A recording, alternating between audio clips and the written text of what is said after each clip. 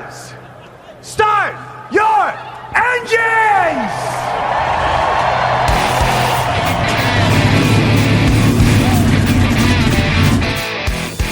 Pick the pace car! What for? Because you hit every other damn thing out there, I want you to be perfect!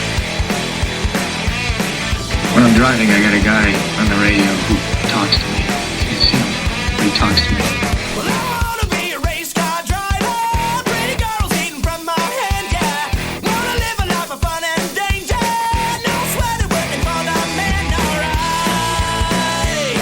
Well, I wanna be a firefighter.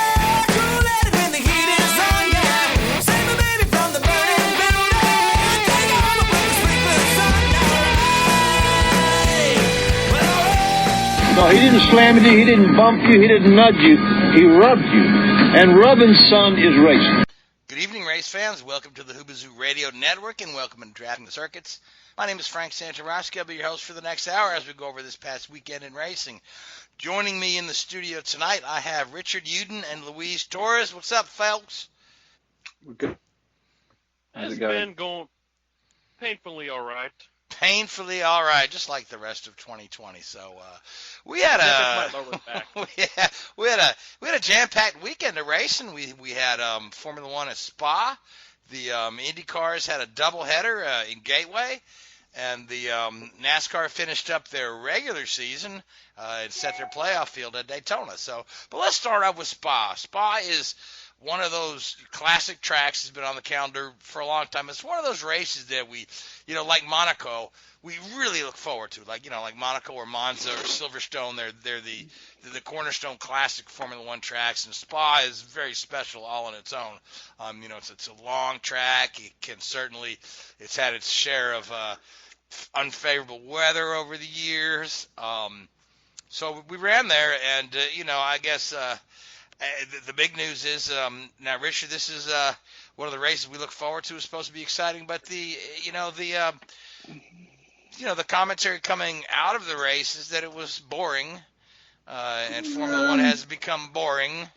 And some of the other drivers, the ones that didn't win, the ones not named Lewis, had come out and said that Formula One has become boring and something probably needs to be done to spice up the competition. But we'll get into that in a moment. But Richard, there were parts of that race that were not boring. If you look past the guy in the black Mercedes well ahead of the field. So let's talk about the race a little bit, and then we'll get into this boring issue. Yeah, I mean, everybody looks forward to Spa because it's one of the ultimate challenges for a driver. It's probably lost a little bit of its edge, in recent years with the aero performance of the cars, but it's a real driver's circuit in many, many ways. But it didn't have that a normal Spa Belgian Grand Prix has. Partly because the weather was pretty good. The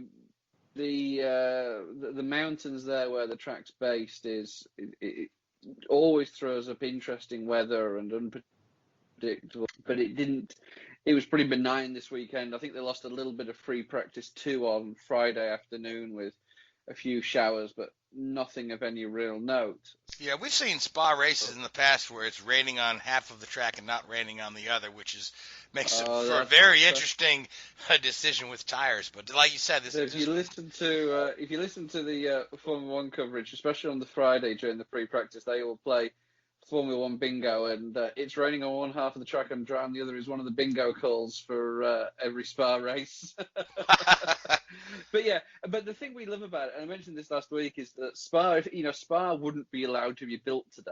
The Eau Rouge would never be allowed to be built, and La Source wouldn't be allowed to be built, and Pouillon wouldn't be allowed to be built, and all of these long, fast corners just wouldn't be, they don't fit the Tilke Dome model that Formula One insists on these days. So it's a blast from the past. It's a little bit unusual. It's old school racing in many ways. They have these newfangled inventions called gravel traps, which actually stop a car and can cause you to retire from a race rather than just cut a corner.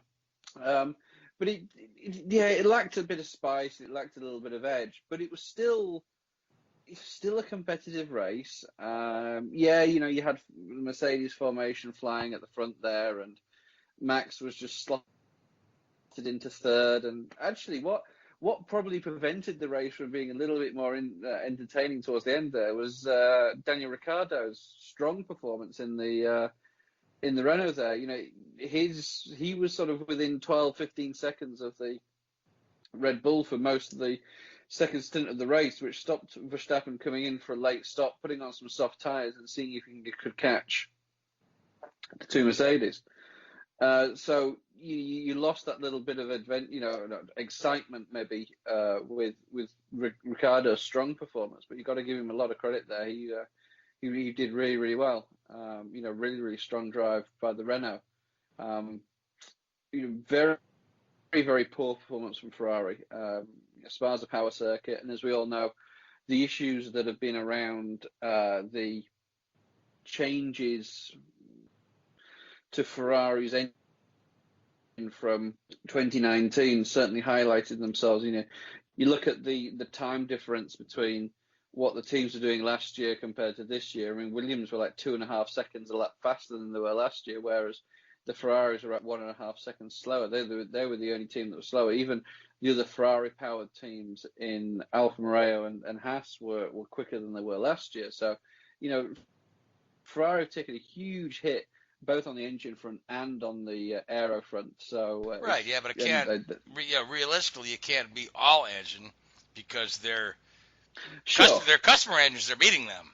So exactly, so they're in double trouble. Ferrari, yeah. One of the nice things about Spa is it really differentiates the car and the car setup.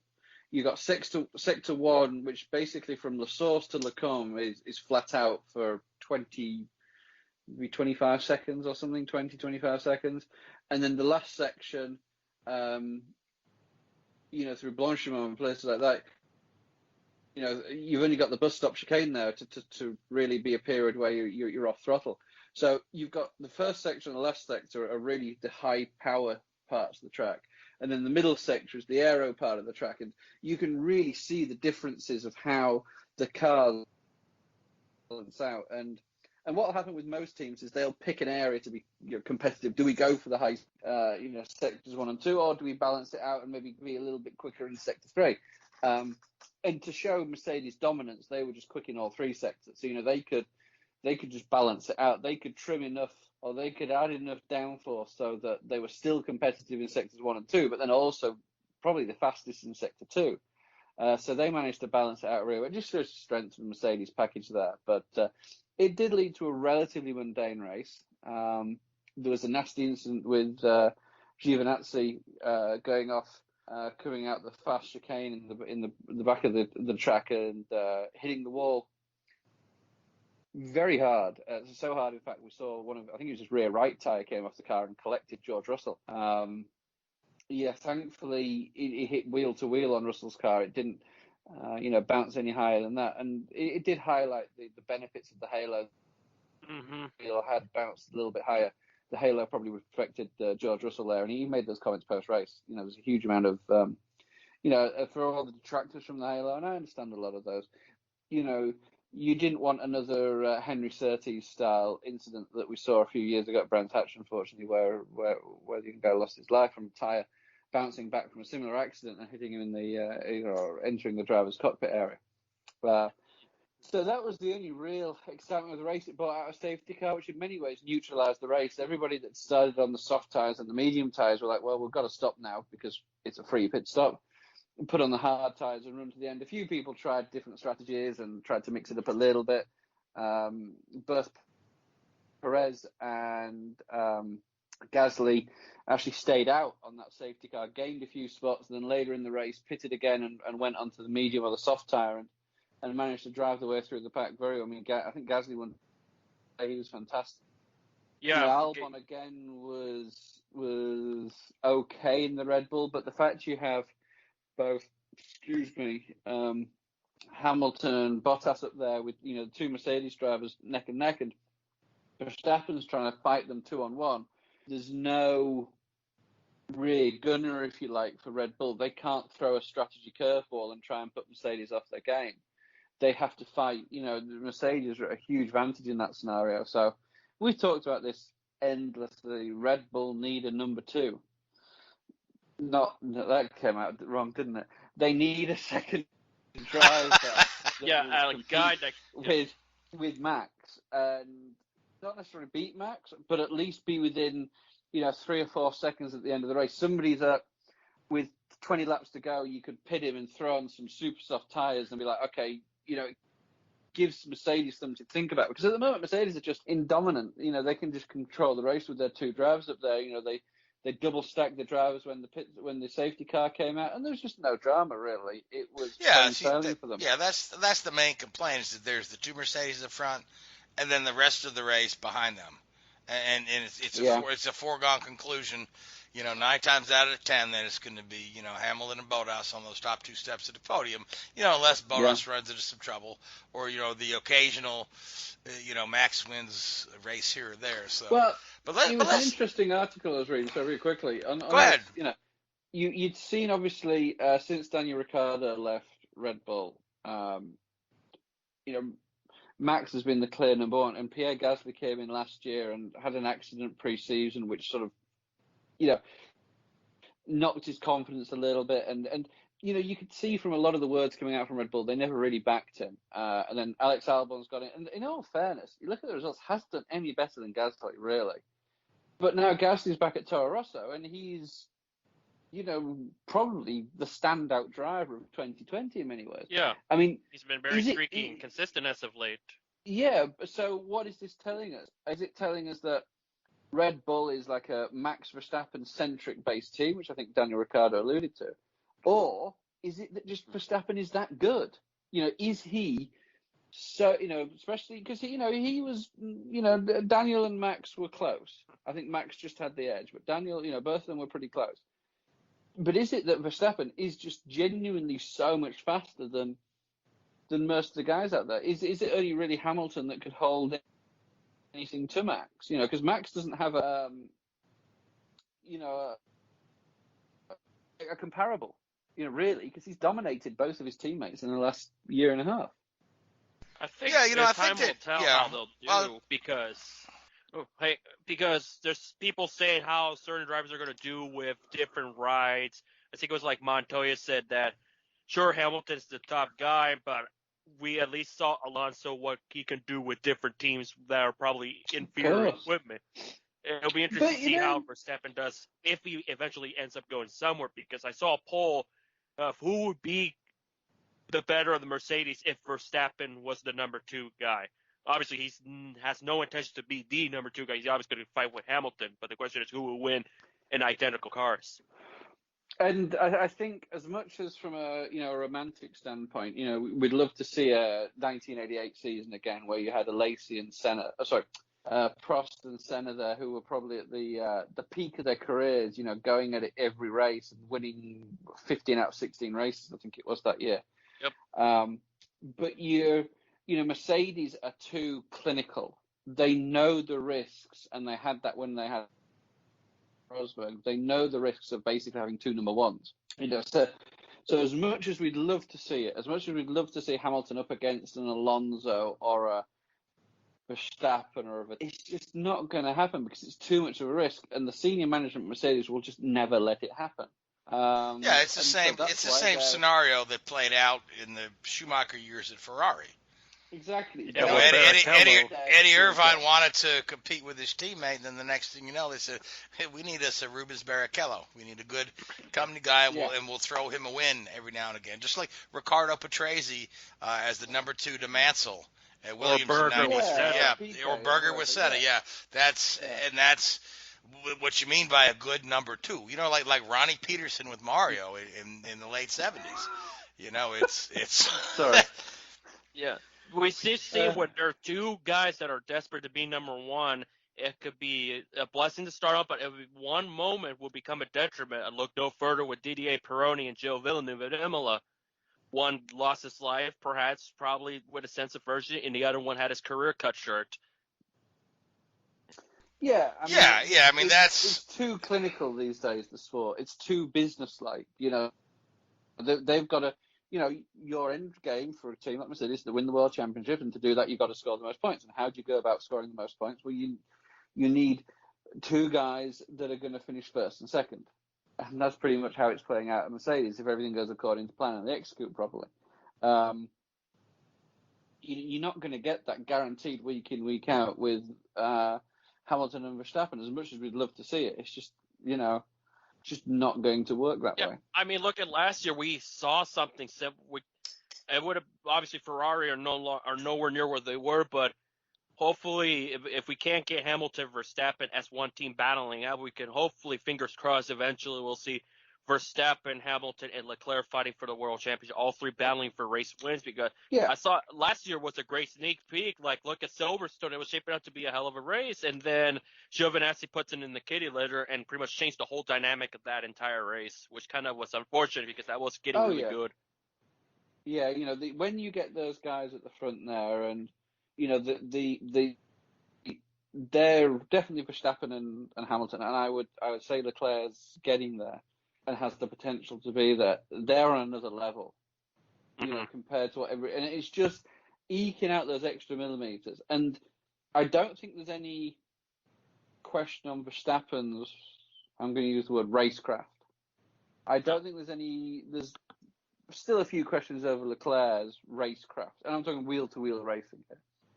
But how often have we seen Hamilton, make a move? I mean, we started in Hungary last year, I think, didn't we, where he beat Verstappen? But very rare, because he's in the fastest car and he's controlling the race, so there's no need for him to do that. But wouldn't you just love to see Hamilton, and I'm talking real wheel-to-wheel racing, where, all bets are off sort of thing. Let's just go at it, lads. Let's see who is the best.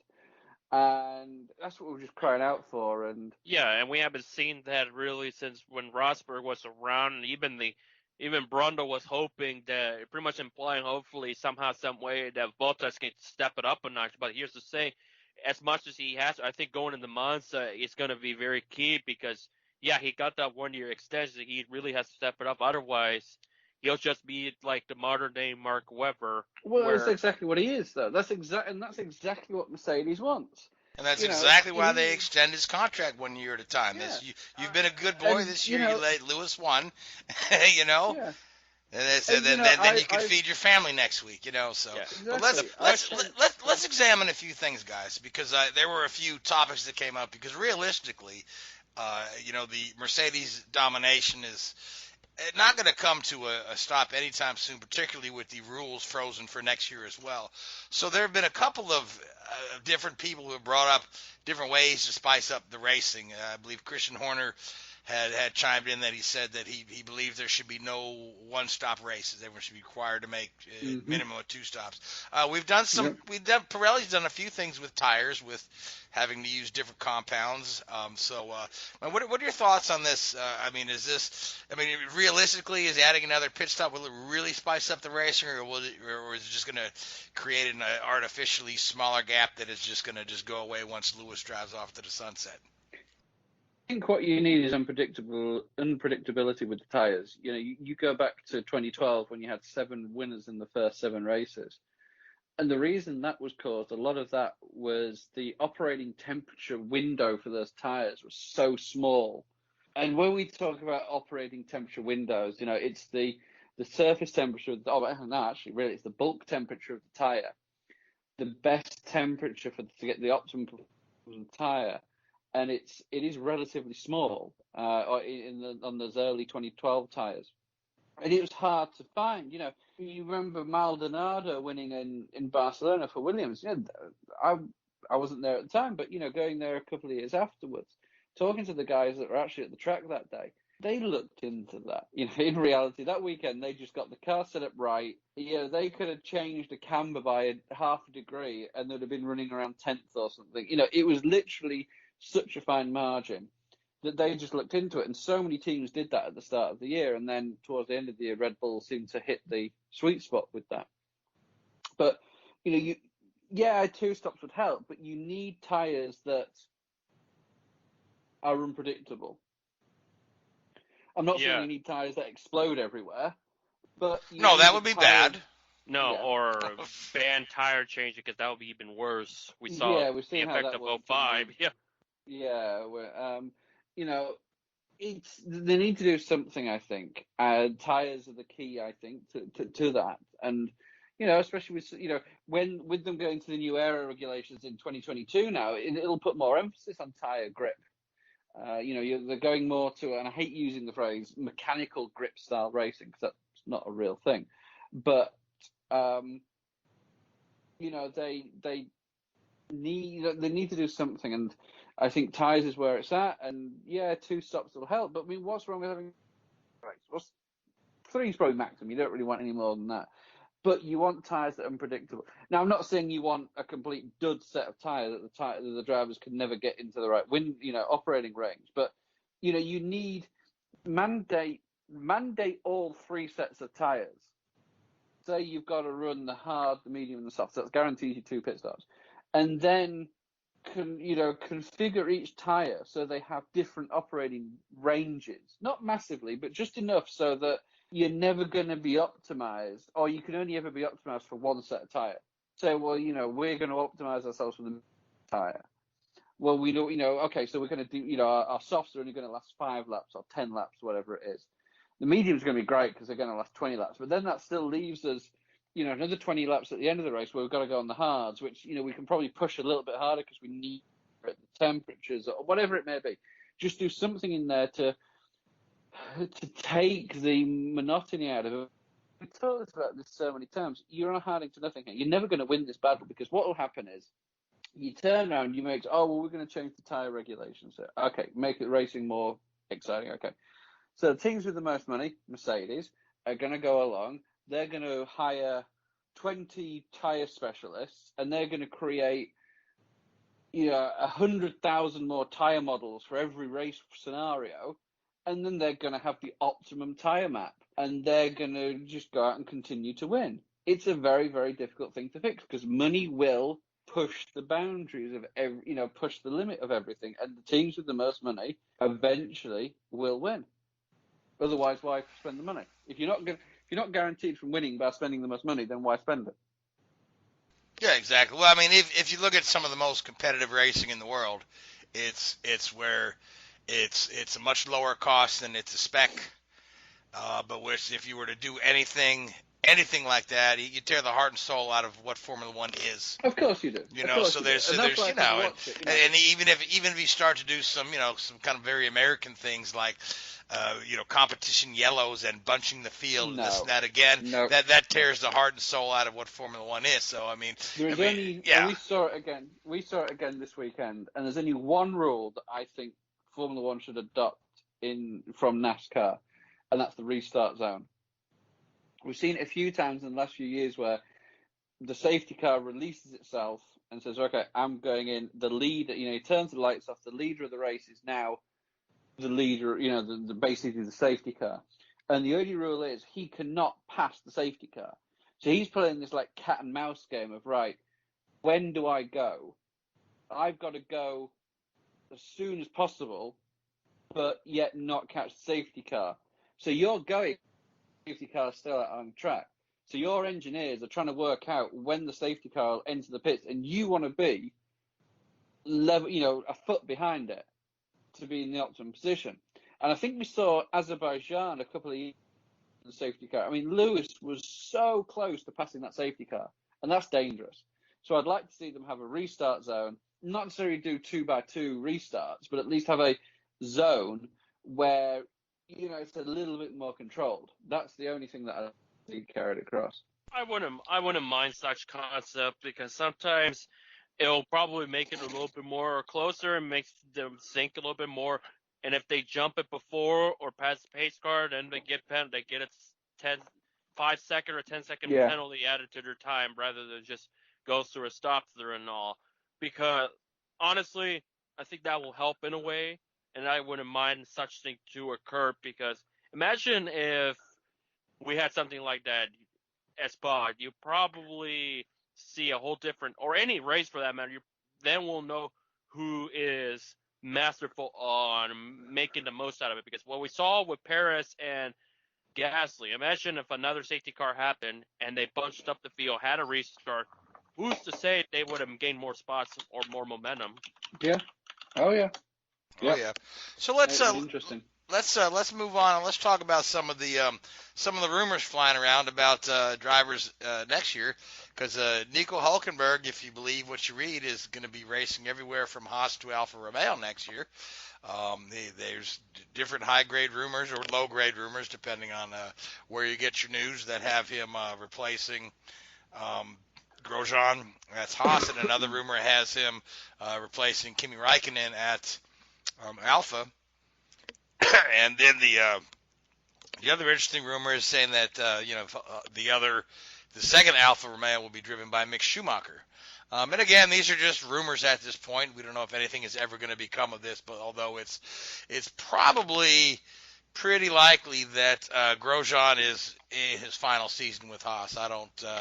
I think Gunther Steiner would be pretty adamant that they need to shake up the driver lineup there. I believe Magnussen is probably safe. But let's talk about Mick Schumacher. We were discussing him a little earlier off the air. He's running Formula 2 this year. He's not won a race, but do you feel like he's ready to jump up into Formula 1? I mean, he was pretty solid in some of the junior series. I mean, he's had the most podiums, in Formula 2 this year, and they've got another half dozen races, I think. 6 rounds at 2 races, 5 rounds maybe at 2 races a weekend. So, there's every chance that he could end up winning the championship. I think the problem that Ferrari have got is almost similar to what Red Bull had a few years ago. They've got an abundance of talent on their junior program. You've got 3 of the top 4 drivers in Formula 2 are all part of the Ferrari Academy. Robert Schwartzman, who's leading the championship, Callum Ilott, who's second, and then Mick Schumacher, who's third. Now, you could argue Schumacher's the weakest of those 3. He's the only one without a race win this year. But Schumacher brings the name recognition, which sure. We all know that that type of stuff is good for the sport. Oh, I agree. So. But then you look at, and I'm not, but you go back and look at Bruno Senna. Very, very, very good driver, very competent driver, but not as good as his uncle, obviously. No. And you worry. Mick's done incredibly well, and he's coming for a little bit of criticism because the guy, I don't want to use this in rule, I don't want to say he's a slow learner because that's a little bit unfair, but he always takes a couple of years to get up to speed. And, if you see that in Formula 1, does he have that time, with the name? You look at which is maybe why you put him in an Alfa Romeo for a couple of years, if the end goal is truly to have him in a Ferrari and be heir apparent to his father's throne. Of course, but he's less than a year younger than Max Verstappen. Yeah, he's a young guy. Yeah, but this time last year. At the same age, Verstappen was a multiple Grand Prix winner. Mick Schumacher has won 1 race in Formula 2. Does that? Where does that put him? I don't know. Well, we'll see. Time will tell. So, and this is again, all contingent on that Kimi Räikkönen actually does retire, because that rumor keeps popping up. Although Kimi said nothing solid.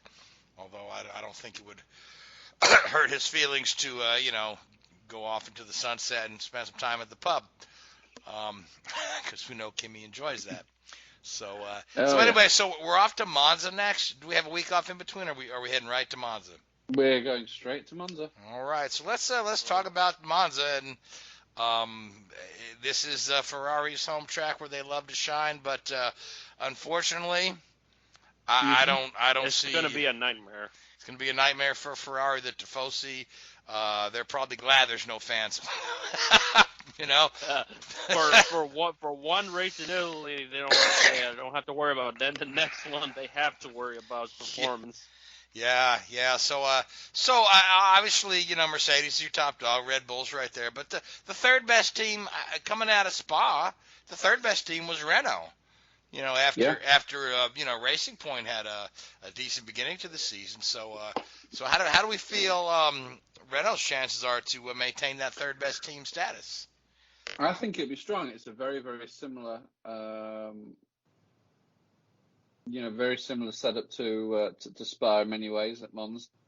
I think they're going to be there or thereabouts again. I don't think you can see a huge change in the pecking order coming this weekend, but there's maybe a few more passing opportunities at Monza into Rettifieldio's the first chicane, and Variante Bassa is the second chicane, and then Variante Alta's I can't remember now.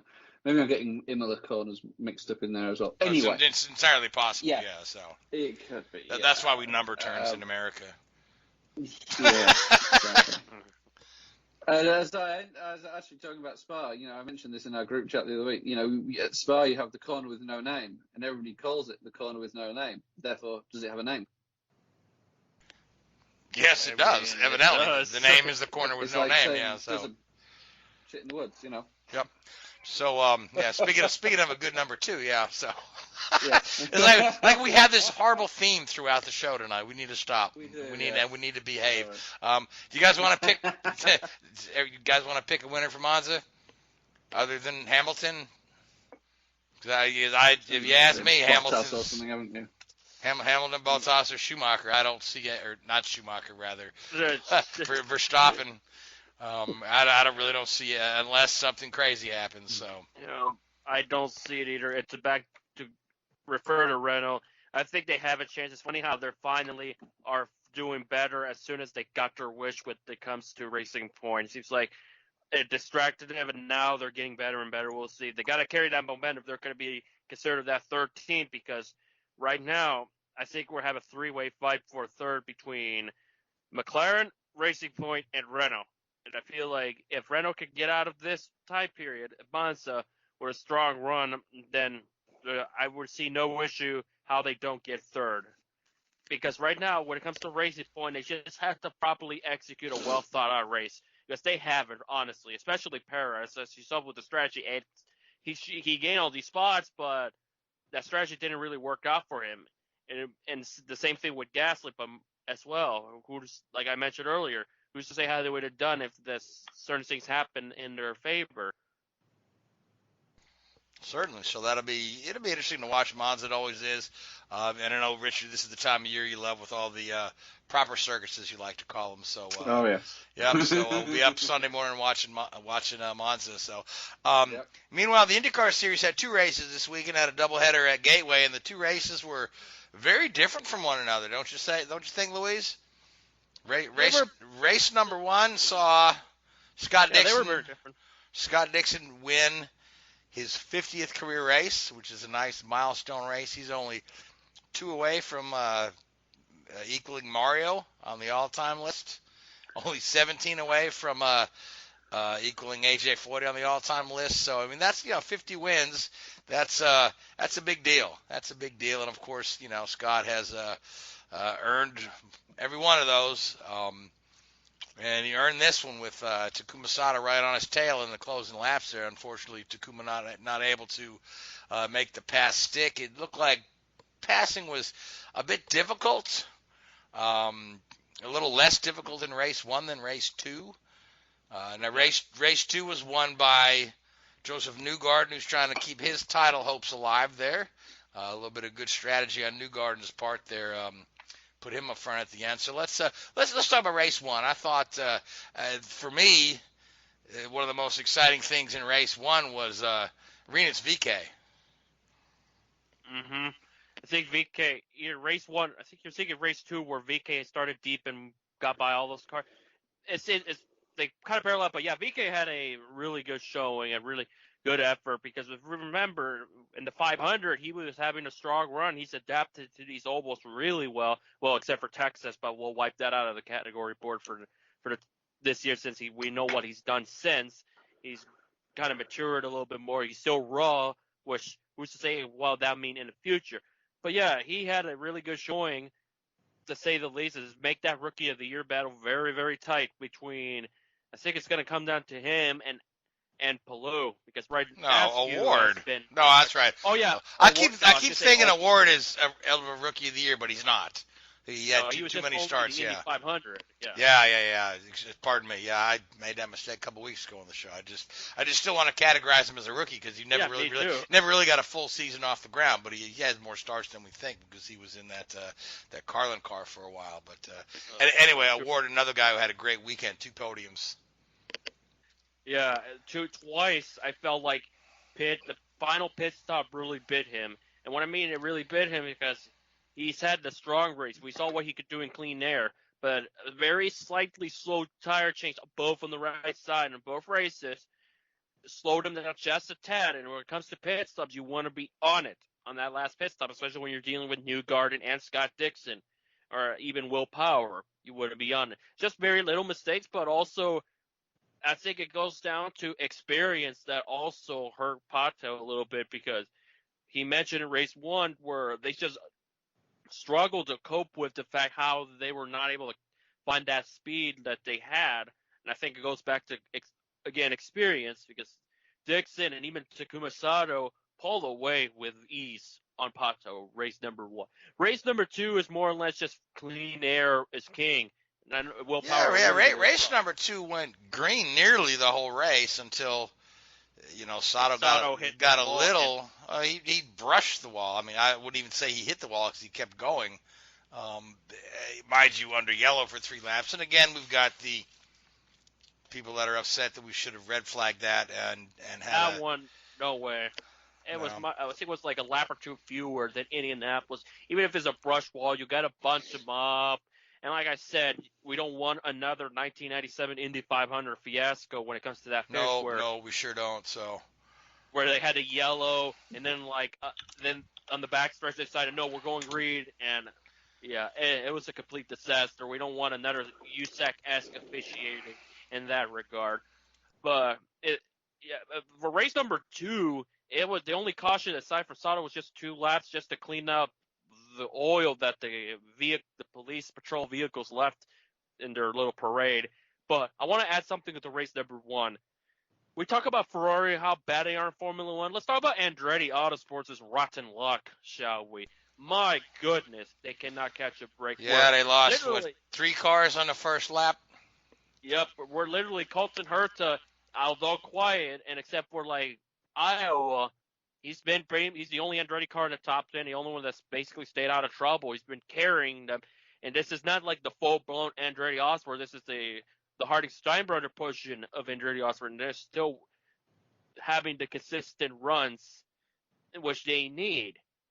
But yeah, I mean, Rossi's been good this season, but he's been been struck with stupid things happening. They had the electrical problem in Texas where he was late to the start. Then he was, in Indianapolis he got the penalty, and then he ended up hitting the wall trying to get back to the front. And then this race here, he's taken out in an incident that's not his fault at all. Matter of fact, a lot of people wanted to throw Will Power under the bus for leading the field too slowly to the green. And I like how we're talking about this, because then we talked about it last week or a couple weeks ago about the 1982 Indianapolis 500 where we don't want something. I think it was literally last week we were talking about the start where Marco just couldn't go and Dixon got by with ease in turn number 1, how the front row was already split and all of that. It's interesting how things work like that. And I'm not sure if Michael has that same sentiment when he said in the interview. He pretty much threw Zach under the bus for being kind of sort of accountable, but that's just a deal where Palou went left, the field were bunching up, and then just a whole mess, and affect Simon Pagenaud as well, where he had a pretty bad weekend as well, where essentially Pagenaud is not going to win the championship. He's out of the equation. As a matter of fact, I think, can we safely say it's Dixon and Newgarden and maybe Award in the title mix with just at maximum 5 races to go, minimum 3. Yeah, I would start carving Dixon's name on the trophy right now. Honestly, because you're looking at minimum. the minimum Dixon's going to get is if he DNFs in all 3 races, he'll still get 14 points for the next 3 races, right? Or or if there happens to be 5 races, they get, so there's that there. So anyone else is really going to have to win out while Dixon is at or near the back. So, which I'm not saying it couldn't happen because, theoretically it can, but because when he's not having those great races, he's still in the top 10 or just outside the top 5. And it's like, even the ones he's nowhere near in contention, he still finds a way to get a good points to run. And with Sato finishing, I think, 9th despite brushing the wall, at this moment, I think he's battling for 3rd for the championship. And because I don't think we can factor Texas into that equation at this time. Maybe if he gets very strong momentum, who knows? Because he's won in every configuration, so who's to say he doesn't compete for the win? But to say he does, then we got to go back to Texas, which I'm not going to look into right now because this is, like I said, it's either a 2 or a 3-man battle with just very few races to go. Yeah, certainly. I mean, certainly the double points in Indianapolis helped Sato's cause, and Sato was strong in both races. I don't know how his strategy went awry in race Took 2. Too long. Because he tried to do the overcut, but he easily led the first 40, 50 laps of the race. Yeah, he had a really strong showing at the very beginning. Yeah, but then then he decided to stretch his fuel and tires as far as they would go rather than trying to do the undercut. He tried to do the overcut, and then it just didn't work out for him. By the time he pitted, the other guys had pitted. They had fresher tires back out there while he's running around on older tires. And then when he came back out after his first pit stop, he was mired in like 6th or 7th. And then he was pretty much there the rest of the day. So that the strategy backfired on him. But otherwise, he had a very strong car, and he had a very strong car in race 1. He was contending with Dixon for the win. He just couldn't get around him. So, because the passing seemed to be quite difficult. And again, they had talked about this. They expect that it'll be better next year when it goes back to a night race, just because with the cooler temperatures and whatnot, it seems to be a little easier to pass. Is the article I was reading earlier today. So, but we'll see. Yeah, we'll see whether it's Mid Ohio or the Harvest Grand Prix, whenever that might be. Because now, we'll either have a doubleheader in Mid Ohio in September, or the next race is not going to be till October 3rd at the Indianapolis Motor Speedway.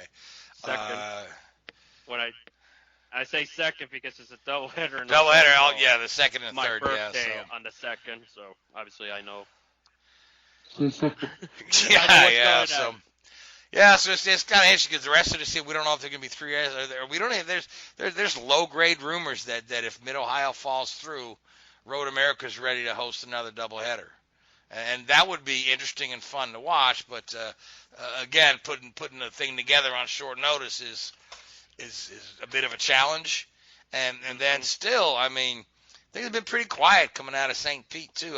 Hopefully we'll be able to get that off the ground because we're talking October 23rd on that one, and I haven't heard that COVID cases are declining in Florida at all.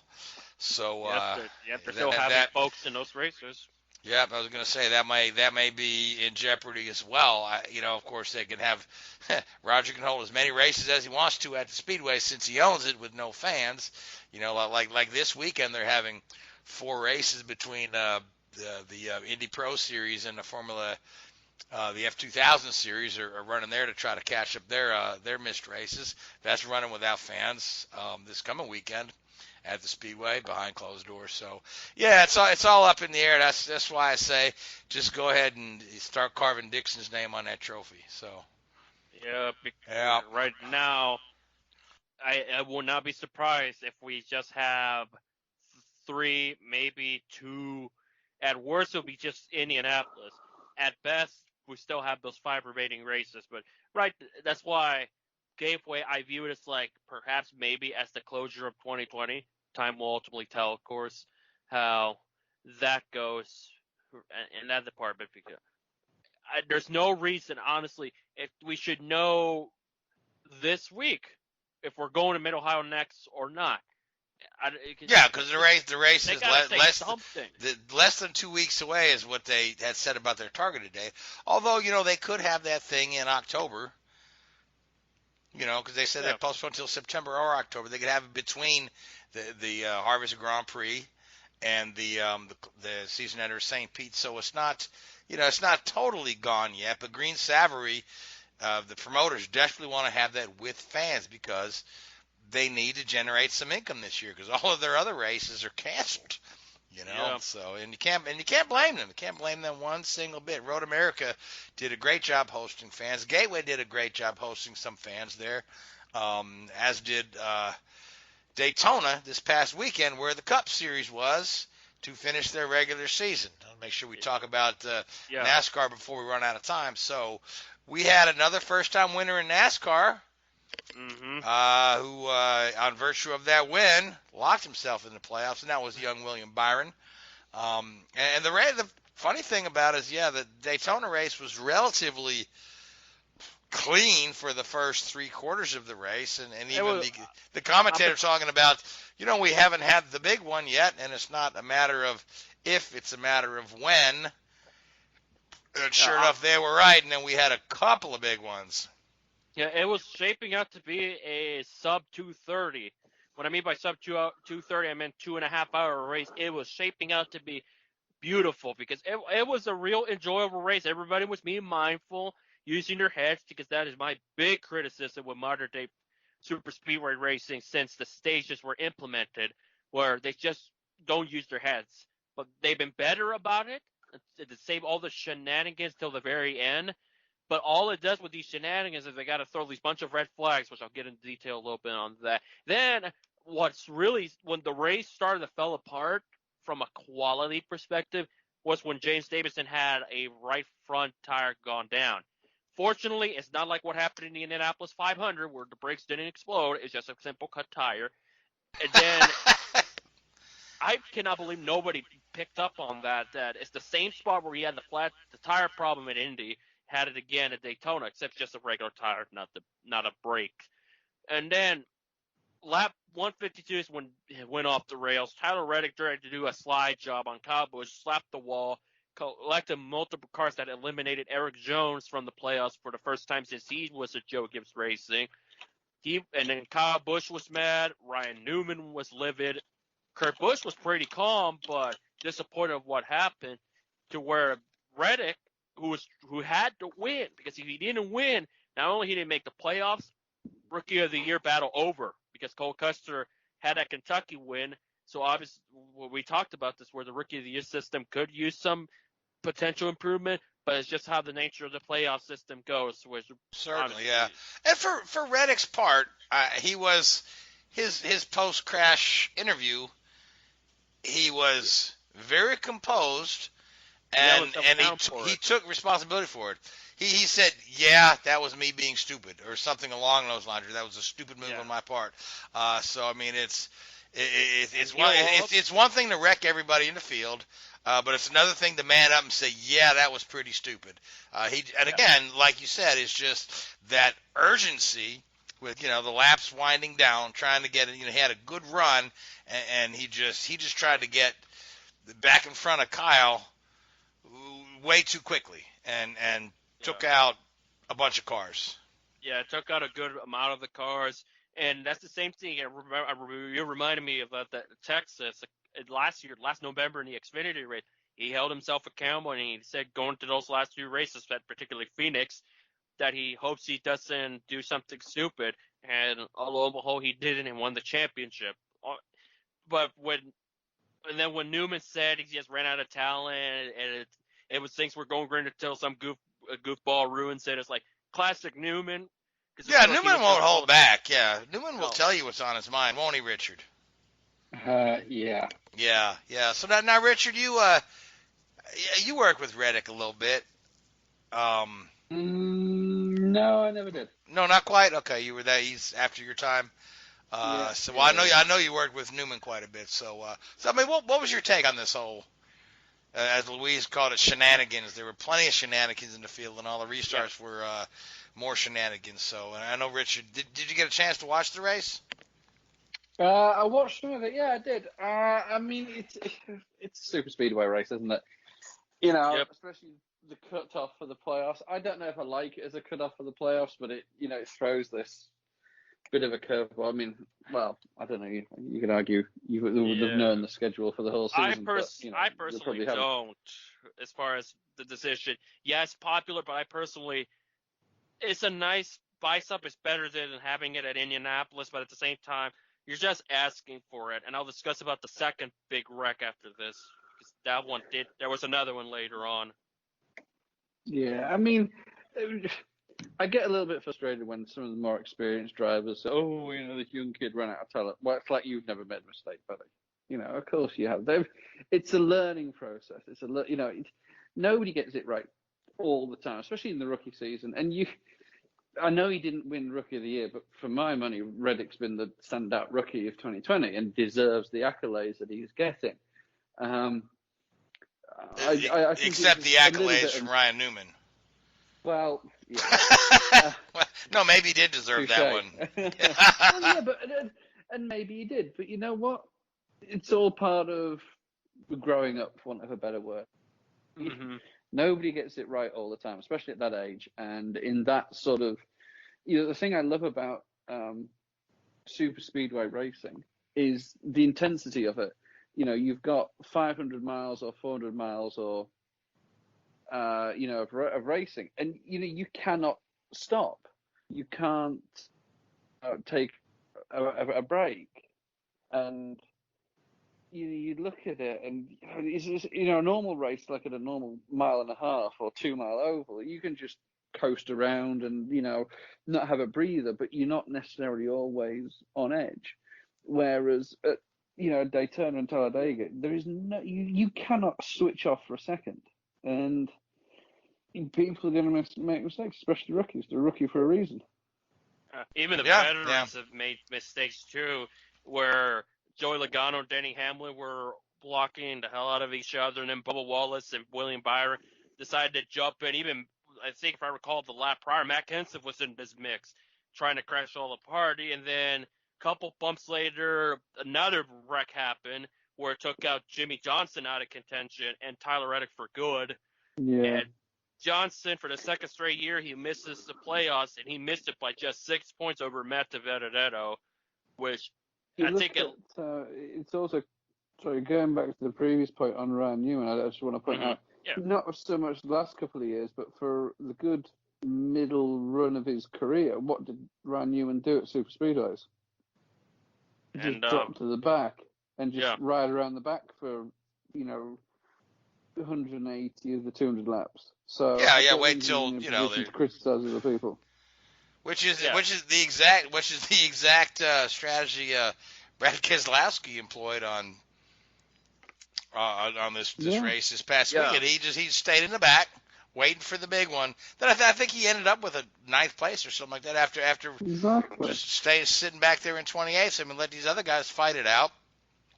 I'm safely in the playoffs. I don't need this. It'd be nice to bring the guys a car that's not crumpled up and folded into pieces at the end of the day. And then he ended up with a good finish just by staying behind all the mess. Yeah, it was very unorthodox for Brad to be in the back in those plate races. Of course, come Talladega, who knows if he'll do the same plan.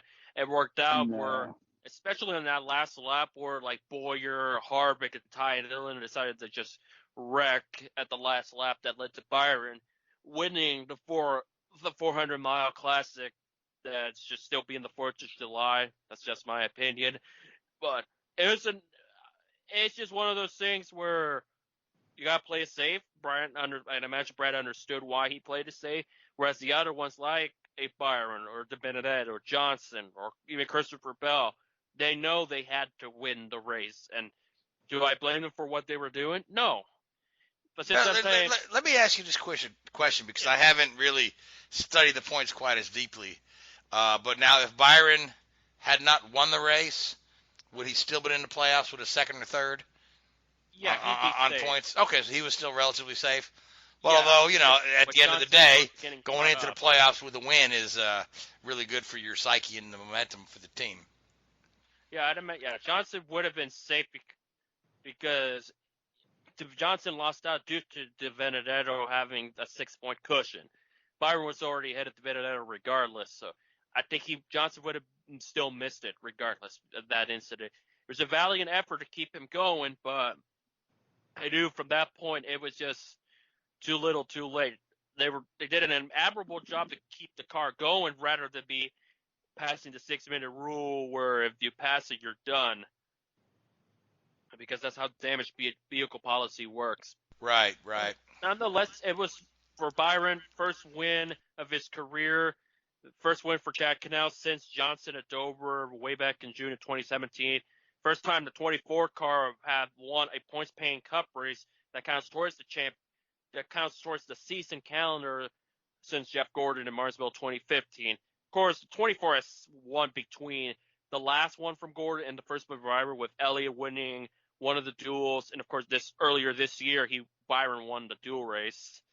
So there's been a couple times that the number 24 visit victory, but when it comes to the big deal, the one that matters most, it's been almost 5 years. That's been a while, so good. Good for them. Good momentum going into the chase or the championship or what we call it the playoffs these days, right? Yep, they call it the playoffs. The playoffs. So the first playoff race will be coming up Labor Day weekend. It'll be at Darlington, and it's also Throwback Weekend. We've seen a lot of the neat liveries that people are bringing up. I mean, this is an event that I've really grown to enjoy over the last couple of years since they started doing the throwback liveries. And I remember, a couple of years ago, the guys in the booth got into it. They were wearing 1970s fashion. And we've seen some of the crew guys wearing the old, plain white overalls with the stripe down it.